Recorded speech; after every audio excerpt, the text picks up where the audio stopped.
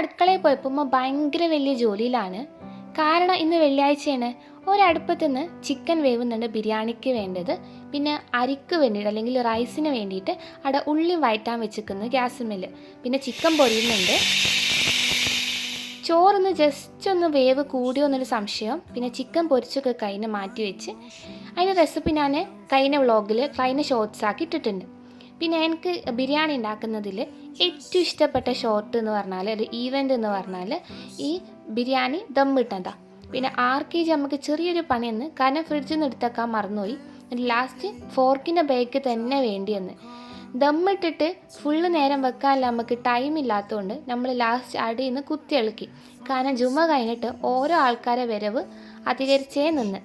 അങ്ങനെ ഉമ്മച്ചി അങ്ങനെ പെട്ടെന്ന് തന്നെ സെർവ് ചെയ്ത് നല്ല ടേസ്റ്റുള്ള ഒരു ബിരിയാണി തന്നെയായിരുന്നു.